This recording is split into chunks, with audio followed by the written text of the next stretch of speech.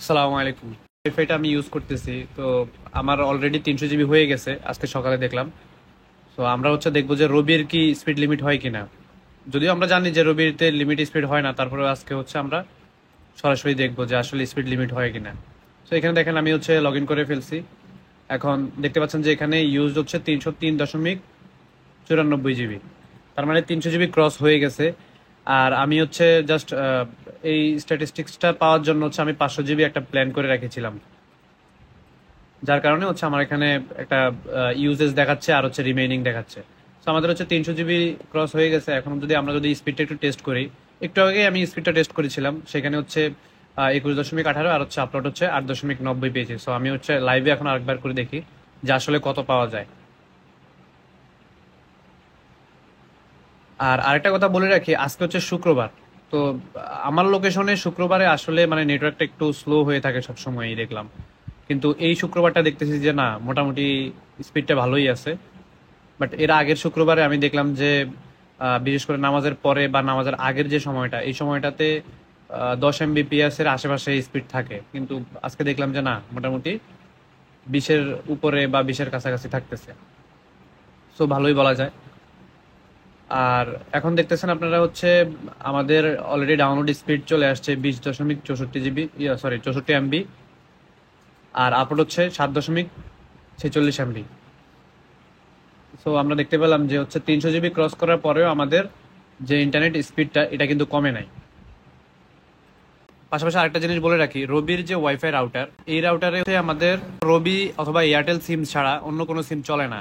মানে এর আগের ভিডিওতে আমি বলেছিলাম যে আপনি যে কোনো সিম চালাতে পারবেন, কিন্তু দুর্ভাগ্যবশত এটা আসলে শুধুমাত্র এয়ারটেল অথবা রবি সিম চলে। পরে জানতে পারলাম গ্রামীণ বা বাংলালিংক সিম চলে না। সো আমি এটা নিয়ে একটু ঘাটাঘাটি করতেছিলাম, দেখতেছিলাম যে আসলে কোনোভাবে কোনো উপায় কি ব্যবহার করা যায় কিনা। রবির যে ওয়াইফাই যে রাউটারটা, এই রাউটারের মডেলটা, বেসিক প্ল্যানের যে রাউটার মডেল, এই মডেলটা দিয়ে আমি গুগলে সার্চ করি যে ZLT T30+, এটা এটার মডেল। তো সার্চ করার পর আমি দেখতে পাই যে এই রাউটার তৈরি করে টোজেড নামের একটা কোম্পানি।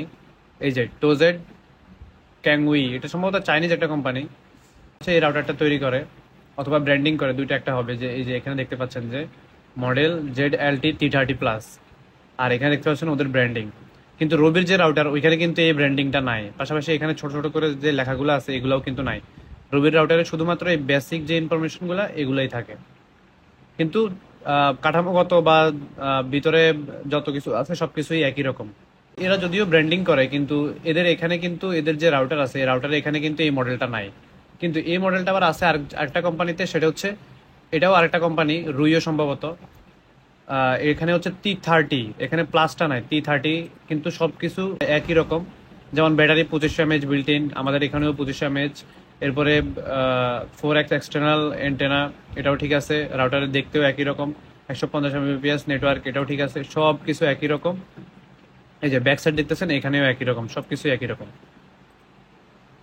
সো এই ব্যাপারটা। সার্চ করে দেখলাম যে আমাদের যে এরকম রবি একটা কোম্পানি, সিম কোম্পানি, এই সিম কোম্পানি আমাদেরকে যেভাবে ওয়াইফাই দিচ্ছে, সো এমটিএন আরেকটা কোম্পানি, সাউথ আফ্রিকান, এরাও সেম এই জিনিসটা ইউজ করে। আমি যদি একটু দেখাই, এই যে এমটিএন একটা সাউথ আফ্রিকান কোম্পানি, যারা রবি কোম্পানির মতো ওয়াইফাই প্রোভাইড করে থাকে সাউথ আফ্রিকাতে।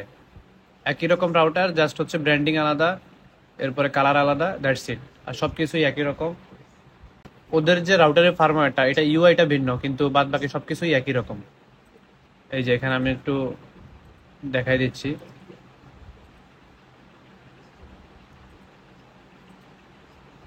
তবে ওদের থেকে আমাদের রাউটারের ইউআইটা সুন্দর।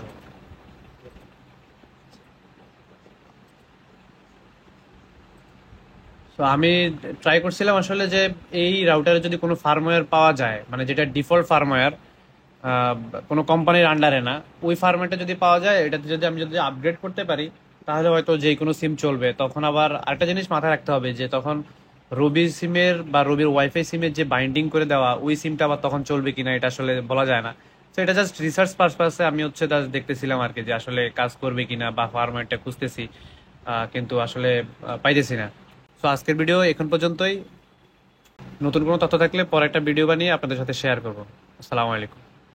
বারবার ভিডিও করা ঝামেলা, তো এই ভিডিওতে আরেকটা ইনফরমেশন দিয়ে দেই সেটা হচ্ছে অনেকে বলতেছে যে গ্রামীণের যে বেসিক প্ল্যান ওই রাউটারে তো হচ্ছে ব্যাটারি ব্যাকআপের সিস্টেমটা নাই, কিন্তু রবিতে যে বেসিক প্ল্যানের যে রাউটারটা এটাতে ব্যাটারি ব্যাকআপের সিস্টেমটা দেওয়া আছে। সো অনেকে কম্পেয়ার করতে যে রাউটারগুলোতে ব্যাটারি দেওয়া হয় এই রাউটারগুলো বেশি দিন টিকে না। এটার একটা কারণ হচ্ছে যে এটা হিট হয়ে যায়। তো আমি চিন্তা করলাম যে আচ্ছা ঠিক আছে, তাহলে ব্যাটারিটা খুলে দেখি যে আমার রাউটারটা চলতেছে কিনা, মানে যেটা হচ্ছে নর্মাল একটা রাউটার থাকে যে আমরা হচ্ছে আলাদাভাবে পাওয়ার ইনপুট করি, তাহলে আর ব্যাটারি গরম হওয়ার কোনো সুযোগ থাকে না। সো দেখতেছেন যে আমি শুধুমাত্র টাইপ কানেকশন দিয়ে আমি হচ্ছে রাউটারটা ইউজ করতেছি। এখানে কানেকশনটা একটু নড়ে গেছে। এই যে দেখেন যে আমাদের কানেকশনটা চলে আসছে, ব্যাটারিটা খোলা, এই যে